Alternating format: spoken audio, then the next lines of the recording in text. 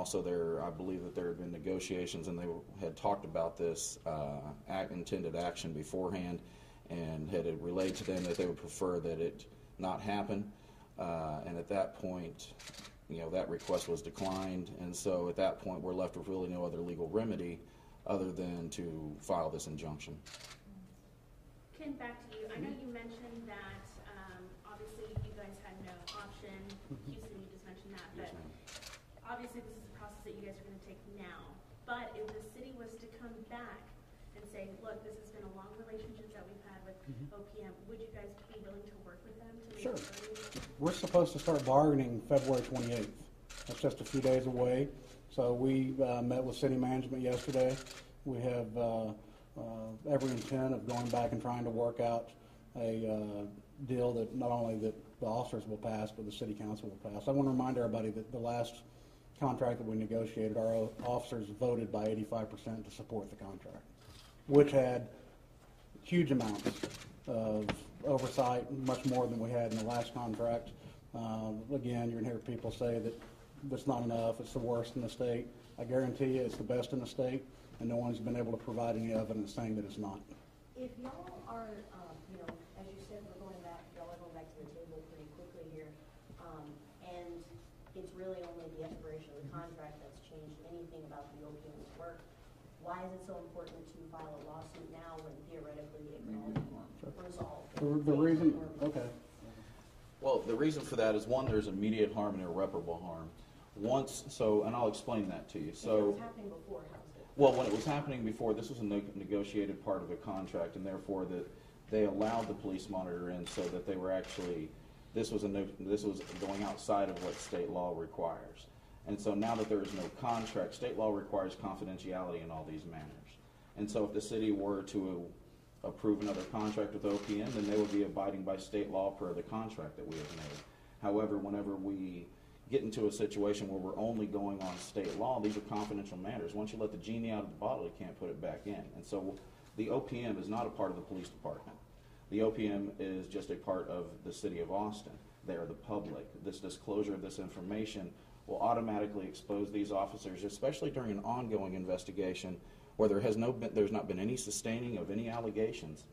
This would now open up those files, which are confidential. This would be opening up those files to the public. But under the contract, they would have access to those. The OPM would, and I believe they would have had just a confidentiality agreement in that, and there are still criminal penalties under that, but we allow that past that. Right. So what happens if, like I said, in 2 weeks, I don't know that that's likely, but let's say in 2 weeks that the contract is back and the old elements are in it, y'all just dismiss this, or y'all let the suit go? Or well, unfortunately, I can't really deal in hypotheticals at this point. And so for now, the time being, we have to work with what we have. We can't work in hypotheticals. And what we have is no contract. What we have is an intended action that will violate state law. So and in order to protect our clients' rights to privacy, we have to go with this injunction. We believe there will be irreparable harm if they allow the confidential information out to the public. We believe that there is an imminent harm. And when we think of harm, we don't think about it in a physical harm aspect. This is allowing your private, these people's private information. These are officers' private information. This is an ongoing investigation, information dealing with an ongoing investigation. So then why even allow the OPM access to those files through the contract if they're so privileged? Through the negotiated process, that is what they felt was what the Austin Police Association, as well as the City Council, what they have felt is necessary for transparency in a manner that is fair to the officers, but that is also fair to the public. And so that's the reason for the negotiation. So I guess maybe this is a question for Ken, would the negotiating team's position on the OPM or on oversight more generally change? I'll say again, we added much more transparency and oversight to the last contract that we negotiated. So we are in support of it. We've allowed it in our contract over the last 18 years.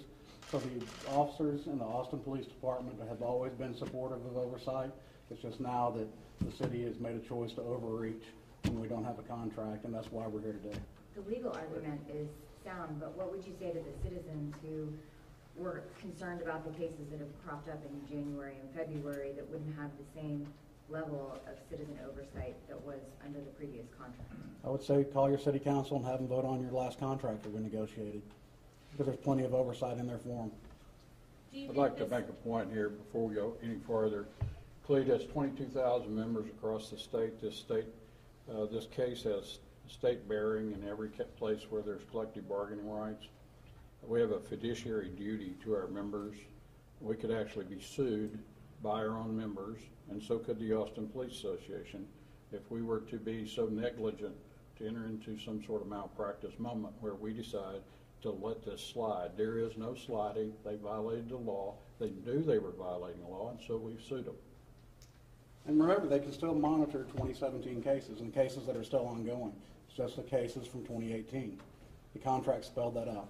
Have they already had access that you believe was in violation, as you said, to the 2018 cases? I'm not sure what they've had, but Chief Manley and Chief Gay called me last week to let me know that they've decided to let the monitor have unfettered access to the 2018 cases, which has led us to this point. One last question. You mentioned that you would be willing to come back, and like you said, you're working towards another contract. Do you think that by you guys filing this injunction will leave a sour taste in that relationship? You know, this is the deal. I can't feel that way. What Charlie just said is we have to protect our officers' rights. I would be sued. They would be sued if we weren't here today. So it's not the association's fault, and it's not CLEAT's fault.